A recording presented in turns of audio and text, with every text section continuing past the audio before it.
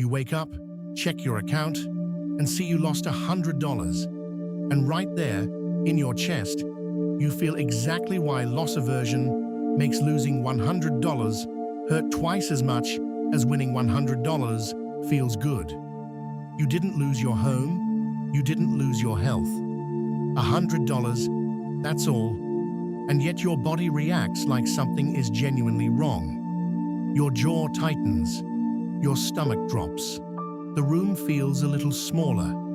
Your breathing changes before your thoughts even catch up. Here's what almost no one stops to notice. That reaction isn't really about the money. It's about the losing itself.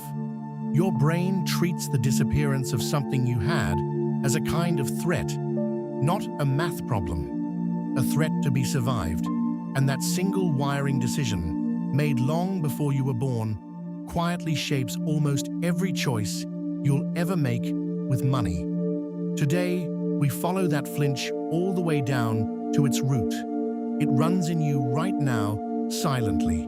Learn its name, and you begin to loosen its hold on your decisions. Now here's the strange part. The experiment that first proved this used no real money at all. None. Just questions on paper, handed to university students.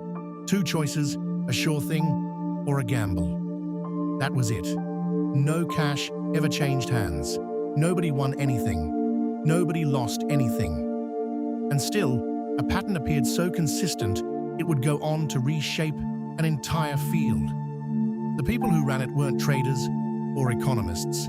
They were 2 psychologists. And what they uncovered is that you don't weigh gains and losses on the same scale. You never have. Losses always loom larger, every single time. But the deeper mystery came decades later, when scientists could finally look inside a living brain while this was happening. What they saw there explains why you flinched this morning over $100, and why that flinch feels so physical, so bodily, so much like real pain. Same wiring, same reflex, every one of us. You already live inside this bias. You just call it other things. The jacket you never wear, still hanging there, because giving it away feels like waste.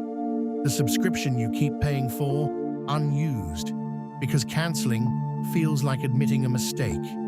The old plan you cling to long after it stopped serving you.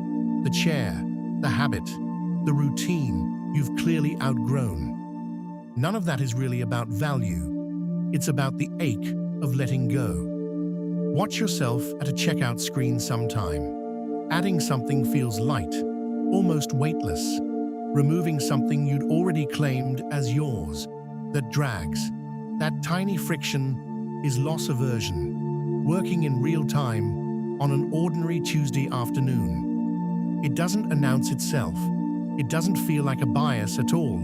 It feels like plain common sense. It feels like you. And that is exactly why it's so hard to catch in the act. The things that shape us most are the ones we never think to question. You defend it without ever choosing to. Consider the raise you fought so hard to get. You earn more now. On paper, you clearly won. But within a few weeks, the new number feels normal, and the quiet thrill simply evaporates. You barely remember the win. Now flip it around. Picture that same amount taken away instead. A pay cut, a missed payment. That one wouldn't fade in a few weeks. You'd feel it for months. You'd replay it at night. Same figure, opposite weight entirely. Researchers have measured this gap again and again, and it holds remarkably steady. The pleasure of gaining fades fast. The sting of losing lingers and lingers. Your brain files them in 2 separate drawers, and the drawer marked loss is heavier, closer, and louder. This is why a good year can feel forgettable, while a single bad month feels like proof of failure. You're not being dramatic, you're being human. The scale was tilted before you ever stepped onto it. Loss simply weighs more on the same scale. Let's go back to where this was first named. 1979. Two psychologists, Daniel Kahneman and Amos Tversky, publish a paper called Prospect Theory. They hand ordinary people simple bets. Would you take a guaranteed amount or risk it for the chance of more? Then they quietly reverse the same choices into losses, and the answers flip. People play it safe to protect a gain, then gamble recklessly to avoid a loss. The same person, the same odds, completely different behavior, depending only on whether the outcome was framed as winning or losing. That asymmetry had a shape. Losing felt roughly twice as powerful as the equivalent winning. Years later, that work would earn a Nobel Prize in economics, awarded to a psychologist who had never taken a single economics course, because he had found something the economists had missed entirely. People aren't calculators. People are flinch machines, wired to protect whatever they already hold in their hands. He trusted the behavior over the theory. That single insight rewrote how we understand every choice under risk. So where does the flinch actually come from? Not from greed, from memory, the deep, inherited kind. For almost all of human history, loss could kill you. Lose your shelter, your food, your standing in the group, and you might not live to see spring. Gains were nice to have. Losses were fatal. So the mind that survived was the mind that feared losing far more than it loved winning. The careful ones lived. The careless ones didn't. That caution got passed down, generation after generation, long before money was ever invented. Now you sit in a warm, safe room, well-fed, and that same ancient alarm fires over a number glowing on a screen. The stakes changed completely. The wiring never did. You are running survival software in a world that mostly stopped trying to kill you. And that mismatch, old fear meeting new context, is where most of your money stress quietly lives. The body remembers what the mind forgot. Here is where it stops being just a theory. Scientists placed people inside brain scanners and offered them real gambles, with real stakes this time. And as the possibility of loss appeared, one region tended to light up first. The amygdala, your brain's threat detector. The same small structure that reacts to a sudden noise in the dark. Not a spreadsheet, an alarm. Then came the case that sealed the idea. Researchers studied two rare people with damage to that exact region. Their fear center was gone, and so, almost entirely, was their loss aversion. They would take bets the rest of us instinctively refuse. The fear was missing, so the flinch went missing too. Which means the ache you felt this morning isn't a character flaw. It isn't a lack of discipline. It's an alarm bell, ringing in a room that isn't burning. And here's the unsettling part. That same alarm can fire while you are fast asleep. The scanner saw what introspection never could. Remove the alarm, and the ancient fear simply disappears with it. Sit with that for a moment. Your amygdala doesn't stop to check whether the threat is real. It reacts to the very image of loss almost the way it reacts to the thing itself. Losing something in a dream can wake you with your heart pounding because the circuit doesn't fully separate imagined loss from actual loss. That is how deep this runs. It isn't quietly waiting for your bank to send bad news. It's running simulations day and night, flinching at losses that haven't even happened yet. This is why worry feels so intensely physical, why a single possible setback can steal an entire evening, why you rehearse the bad outcome long before it arrives. Your body spends real energy defending against imaginary threats. The very brain that kept your ancestors alive is now quietly taxing your peace of mind. Not because anything is actually wrong, but because it still can't reliably tell the difference between a shadow and a wolf.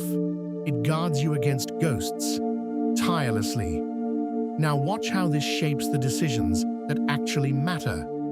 Someone stays in a role that quietly shrinks them, because leaving means losing what's familiar. Someone clings to a plan that's clearly failing, because walking away means admitting the loss out loud. Loss aversion doesn't just cost you money, it costs you movement. It keeps you standing perfectly still while the ground shifts beneath you. But here's the contrast worth studying. The people who build something lasting aren't fearless.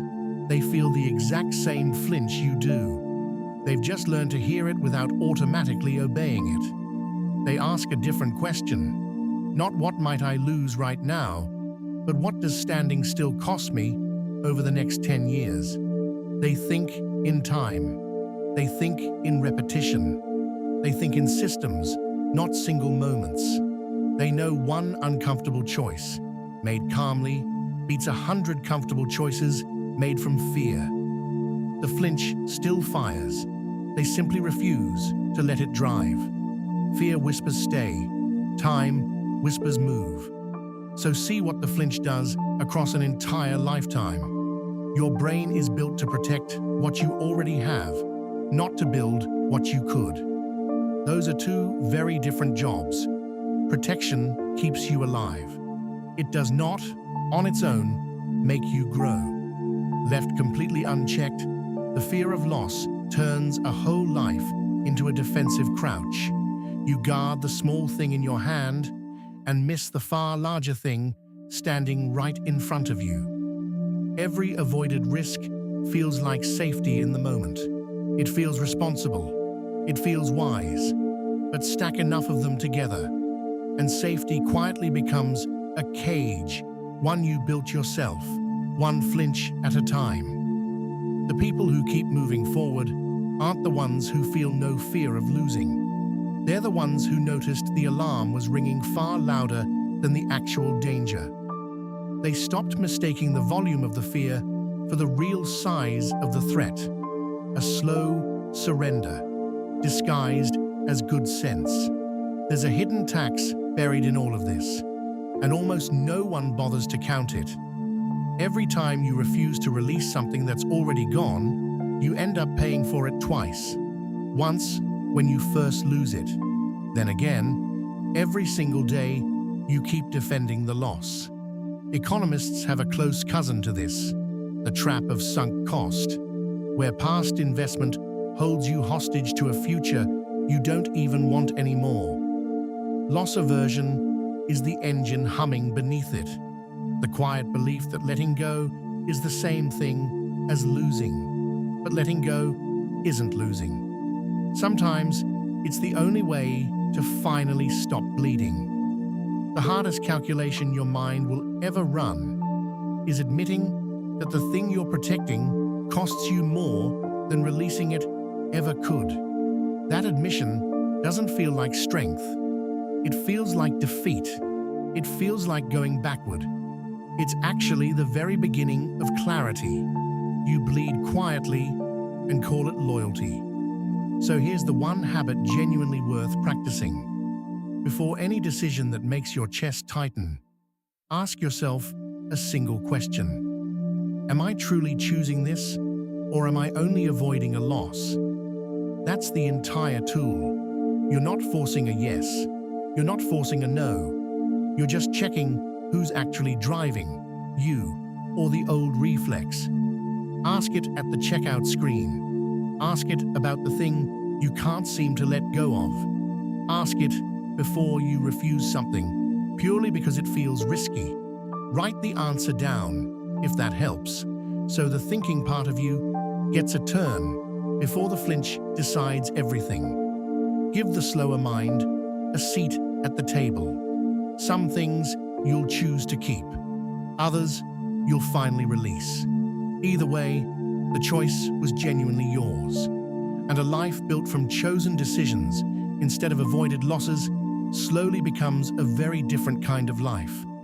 Not louder, not sudden, just honestly yours. One honest question, asked before you act.